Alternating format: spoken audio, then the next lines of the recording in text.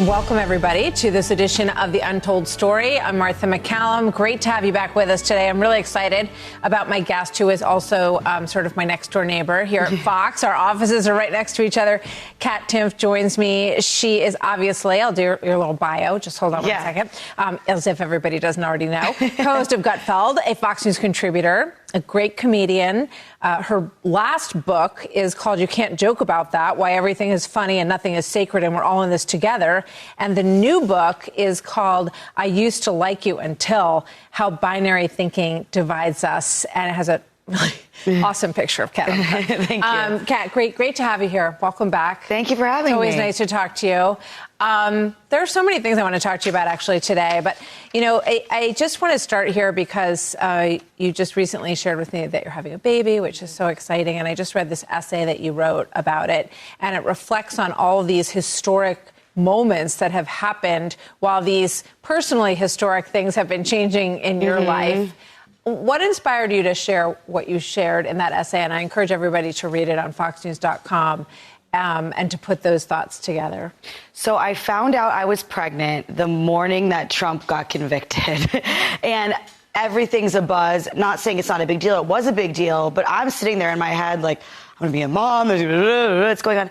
And then I've heard the heartbeat for the first time the day of that disastrous debate between Trump and Biden that obviously changed the course of the race. And, you know, the more I think about it, the more that this book is about the human stuff that we all have in common. And this upcoming election day, November 5th, is going to be 10 years since my own mom passed away.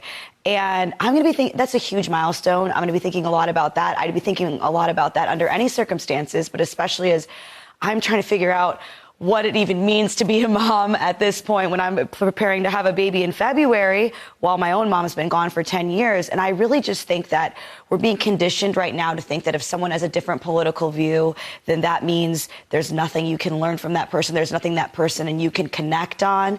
And so I wrote this book, which is the same theme as the article, which is it's kind of a guide for how to do that, because we really do have more to connect on than we're being conditioned to think that we do. Yeah. It's something that I think about a lot as well.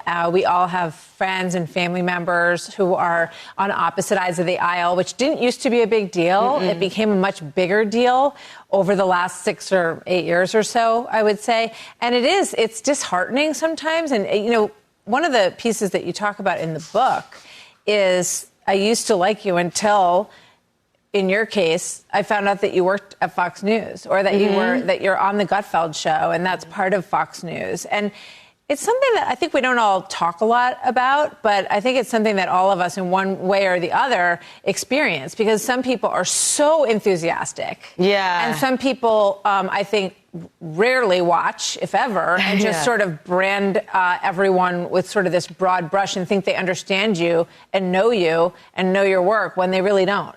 Yeah, and as I'm sure you agree, as someone who's worked here, it's a lot different than what you would think, maybe from the outside. There are a lot of different people here with a lot of different beliefs. I have all kinds of friends with all different kinds of beliefs, and I'm very grateful for all of that. And I really do think that, you know, we have so much to lose by not connecting with each other, certainly in terms of our personal life, but also in terms of our freedom and our rights. I think that, and there's definitely, I explore this in the book, the way that the powerful divide us, it's easier for them to maintain and gain power and control.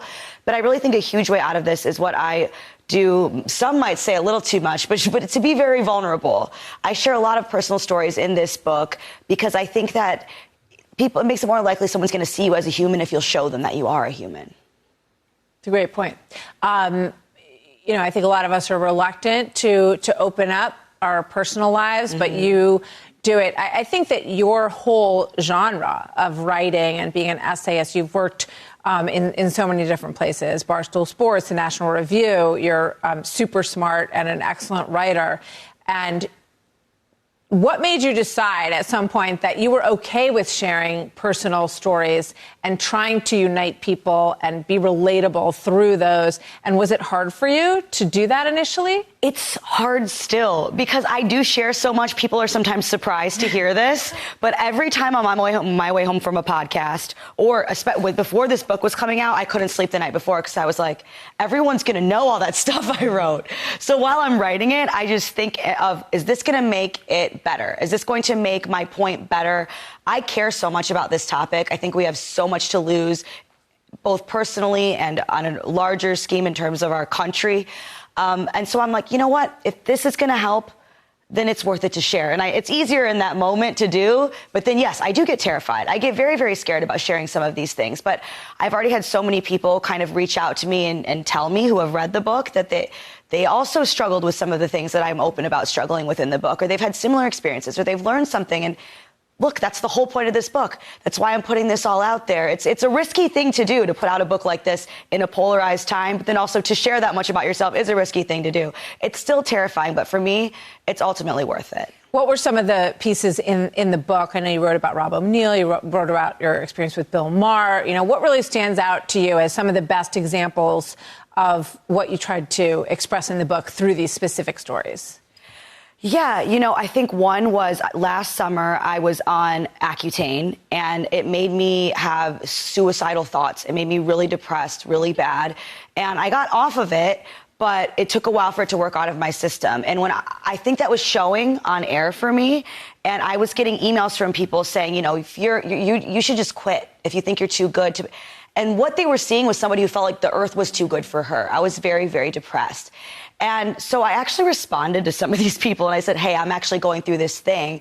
And I actually share some of my diary from when I was having an actual breakdown in the book, where I also had a panic attack while reading the teleprompter, which I was particularly scared about because I'm thinking, my bosses here are going to read this, and I think you should never admit to a work weakness. We've all had panic attacks reading the teleprompter. Yeah, but let alone in print. It's a completely, I'm unhinged. What I'm writing is I'm completely unhinged out of my mind, and I'm sharing this with the world, but I'm doing this because I wanted to make the point of, you never really know what another person's going through. And I think that we've never talked more openly about the importance of mental health.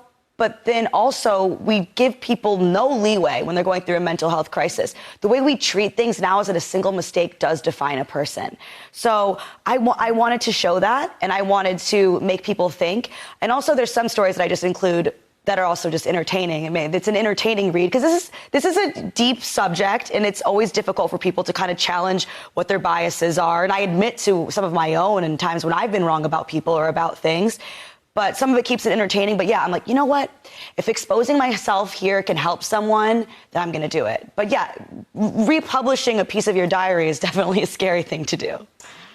Is that how this book started? From journals and writing your thoughts down? This book started from when I first went out on tour, and I went to so many different places. I mean, from Portland, Oregon to Midland, Texas. Those are very different places, and everywhere in between.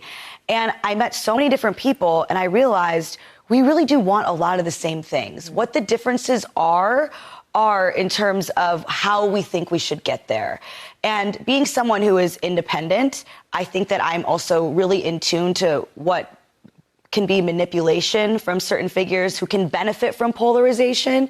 And I really don't want us to be missing out on connections with each other because of a manipulation. I cover some research in the book that shows that there's this perception gap between the parties, where people in one party are way off in terms of how many people in the other party actually hold these so-called extreme views. So I'm not saying politics doesn't matter, but a lot of times we're giving it more than it really is. It should, or that it could have, if we were in reality and got to know people and realized, oh, that's actually not the case. Yeah, I think that's very true, and I think that we have become so divided that basically someone's party or their political affiliation is, and I think this is what you're getting at in the book, when you talk about binary thinking is much more than just an enemy of critical thinking. It's an immediate danger to our way of consuming news, our relationships, our freedoms, because it's like, oh, all I need to know about you is this one thing. Yes. That you're a Democrat or you're a Republican. That's all I need to know. And then I know everything else about you, and I've crossed you off my list, whichever side it is, and that's okay. You're not in my friend group. I'm not going to like your things on Instagram as you talk about one of your friends doing. Yes, absolutely. And I think it's also been interesting for me because I do have such a wide circle of friends. When I have an event, like my last book party, for example, there were some of my friends there who are really left-wing. I have friends who work at MSNBC. They were there meeting and talking with some of my colleagues here at Fox. Imagine. And a lot of them said, oh, so-and-so is really nice. Right. I had a great conversation with so-and-so. And they said it as if that was shocking, but it's actually not shocking. And it shouldn't have to be shocking. So, but I'm, again, very lucky, and I've had so many opportunities to have my own what could be preconceived notions challenged by meeting so many different people. So this book is really a guide for people to kind of wake up in terms of what they might be missing out on and how to connect with people who might write them off. Like cable news mixers? Truly, that's actually what some of my last book party was probably that. Yeah. Yeah. I mean, a lot of times when we're brought together at different events, if you're at conventions and all of these events, I always find that, we all run into each other. You feel like you know each other. We all see each other on TV all the time. And the humanity comes through of everyone who does what we do in different ways. Yours is a much more creative, expressive angle than the news segment that I do most of my work in. But I always think people are surprised. Oh, she's really nice. Yeah, it's like, well, what did you think? Yeah, exactly. The Untold Story continues right after this. I also was interested, going back to our first topic about you having a baby, and you said that you were so worried that you were going to become soft or boring, that you like yourself as sort of the girl who can, get away with 3 hours sleep because you work so hard, and then the party girl who is always the life of the party. Yeah. What do you feel about? You feel like you're going to lose those things because you're a mom? So I've always been really scared. I waited until I was 35 years old for a reason. It's because I'm terrified. I'm terrified to be a mom. I think I've even bugged you about this while you're getting your makeup done one day. We talk about it. Yeah. Because I do worry about losing those things in terms of myself. I'm worried if this book doesn't do well, I'm going to think, see, Kat, you can't be a mom and write the book. Why did you think you could? I mean, I really put so much pressure on myself to do well, and I've been so scared. But then what happened is I met this wonderful man, and then I wanted to have his kids. And I was wrong before in terms of thinking that a relationship would take too much away from my career, a serious relationship. I have flourished in my career since I met him and we started dating and got married. So I was willing to admit that I was wrong there. So hopefully I'm wrong about all my concerns here. But yes, of course, I'm very scared of losing those things about myself and my career. But I'm really excited to be a mom. Yeah. Someone once said to me, what's more frightening? Like the alternative? Right. Or not? Right. Being afraid of, in your case, you say, thinking that you wouldn't be cool or creative if as a mom. And I think you're probably, your career has been so wonderful to watch it thrive. And I think it will only more so. For one thing, you're going to have even more material to write about. But I think that for me, it was always the question of like, well, what if I don't? Yeah. Yeah. And that to me was more scary. Yeah, that's what I kind of ultimately decided. Yeah. I was like, okay, if you're not going to do this now, Kat, when are you going to do this? And how are you going to feel if you decide not to do this? And I was ultimately like, I want to see what kind of human I make with this person that I love so much. I know that's cringe and ew and it's mushy. And see what I mean, though? Look how soft I'm getting. Talking about how much I love this experience of life. I mean, that's truly living. Yeah. When you allow yourself to experience all these things rather than, I think that, like, especially younger people have so much structure and thought in their lives. And I remember one of the things I said to you was like, I had 3 kids while I was working full time, and I'm not saying it was easy. It was not easy, but, I sort of decided to do it by not thinking about it too much. Yeah. Like, okay, let's just jump off the cliff and, see what happens. And I do think that there's a tendency to overthink. And I believe that there are forces that are bigger than us that are really controlling all of these things. So that let me off the hook a little bit. Like, well, it's not really up to me. See, I'm sure that was a throwaway comment you made in the makeup chair, but I thought about it all the time, literally in making my decision, where I was like, you know what, maybe I do that. You know, we'll see what happens. all do. Yeah. And I'm not going to think about it too much. And you said, and then it's happening, and then it's happening. Exactly. And then I remember thinking all day on the day of Trump's conviction when I found, I'm like, it's happening. It's happening. I'm having a baby. And I mean, it's still just, I can't even believe it. I'm excited to hold the baby. I mean, I really am excited for this next phase of my life. Not to say again that I'm not terrified.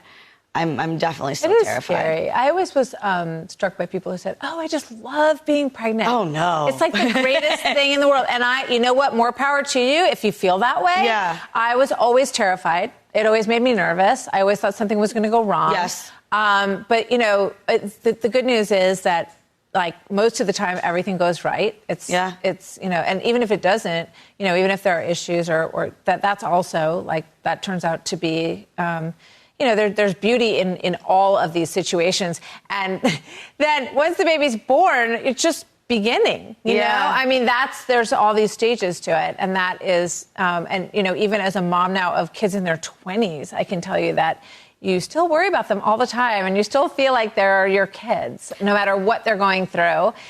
So just to say that it's going to be basically hanging over your head for the rest of your life, Kat. Does that make you feel better? No, but at the beginning, for years and years and years. At the beginning of my pregnancy, you know, right before I heard the heartbeat for the first time, I'm so nervous. I'm not going to hear it. I'm so nervous. And my doctor said to me, "You're never going to not be nervous again for the rest of your life." It's true.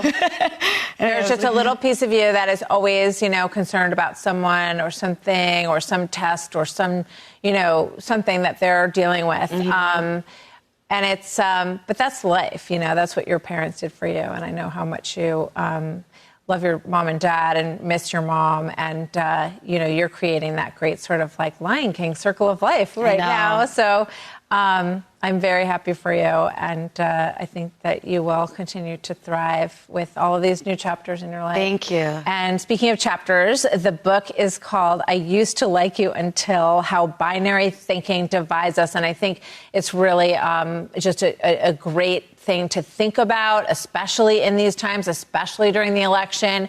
You know, you should buy this book and keep it next to your bed and read a little bit at a time, because it does open up your mind, and you think about how people feel all across the country and all the places that you're traveling to. Tell us, before we wrap up, about your tour. Where can people see you? I'm going all over the country. I'm going to California. I'm going to Arkansas. I'm going to Washington State. I'm going to Wisconsin. I'm going all over the place. TheRealKatTimpf.com is where you can get tickets to all my shows. I am going to be touring every single weekend from now until I'm not medically allowed to fly anymore. Yeah. Only taking off Thanksgiving and Halloween. So come see me. I think it's, like I said to you earlier, it's not going to get easier once the baby comes out. Exactly. No, that's what I said. So you're all contained right now. Yeah. You and the baby can go wherever you want. And I worked like until like 2 days before I had my kids, and I just, you know, why not? By December in Florida, I'll be waddling around for sure, but I'll be there, and I'm excited about it. So. Do you look forward to performing, or does it make you nervous? Like, both. Yeah, both, which is great. To me, those are that's the great intersection of growth in life. If something is exciting and scary, then that's a good place to be. All these people come out to see me. I don't want to disappoint them. I want them to have a great show. But it's just great to just get out there in front of these people and connect with them and then meet some of them. I wouldn't do it if I didn't love it, and I wouldn't do it if it didn't scare me a little. Well, you're awesome at it. Kat Timpf, thank you so much. It's always great to see you. You too. And congratulations, and we're so excited for your expansion of your into a family, which is really exciting. So great talking to you. Always bring out so much in me. It's always great to talk to you, too. I Used to Like You Until How Binary Thinking Divides Us by the great Kat Timpf. This is book number 2, so get book number 1 if you don't already have it. They're both awesome. Thank you, Kat. Thank you. That is the Untold Story for today. I will see you next time. I'm Martha McCallum. Have a great day. Thanks for joining us. You've been listening to The Untold Story with Martha McCallum. Don't forget to subscribe on Apple Podcasts or wherever you listen. Make sure to rate and review. For more podcasts, go to foxnewspodcast.com. Listen ad-free with the Fox News Podcast Plus subscription on Apple Podcasts, and Amazon Prime members can listen to this show ad-free on the Amazon Music app.